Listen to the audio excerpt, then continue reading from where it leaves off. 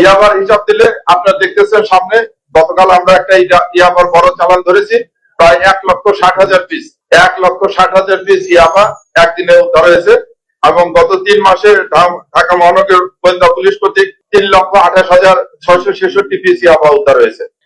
তারপরে আর একটা বড় জিনিস ধরা হয়েছে হিরোইন। আমি তথ্য নিয়ে দেখলাম যে গত 2 বছরে এত বিপুল পরিমাণ হিরোইন ধরা হয়নি। গতকাল আমরা 8 কেজি হিরোইন ধরেছি, যে হিরোইনটা আপনাদের সামনে ধরেছে। তা আগে আমরা যেটা করতাম যে আমরা আসলে মাদক ব্যবহারকারী, সেবনকারী এবং খুচরা বিক্রেতা এদের উপরেই সাধারণত আমরা আমাদের গোয়েন্দা নজরদারি এবং এদের ইনফরমেশন গুলো নিয়ে আমরা কাজ করতাম।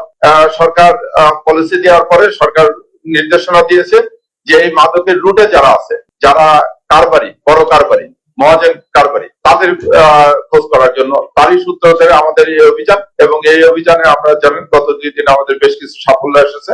যে সাফল্যের ধারাবাহিকতা আমি যেটা বললাম, প্রায় 300 কেজির মতো গাঁজা উদ্ধার হয়েছে, 1,60,000 পিস ইয়াবা উদ্ধার হয়েছে এবং 8 কেজির মতো হিরোইন উদ্ধার হয়েছে।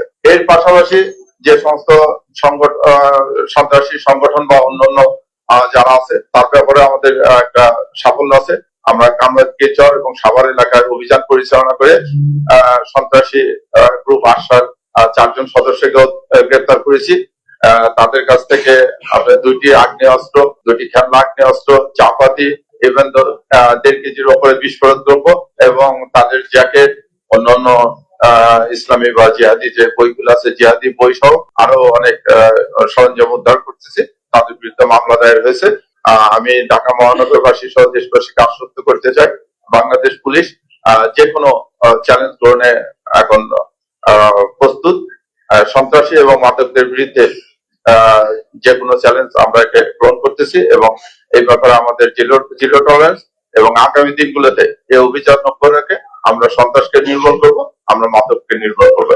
এটাই ঢাকা মেট্রোপলিটন পুলিশ তথা বাংলাদেশ পুলিশের অঙ্গীকার।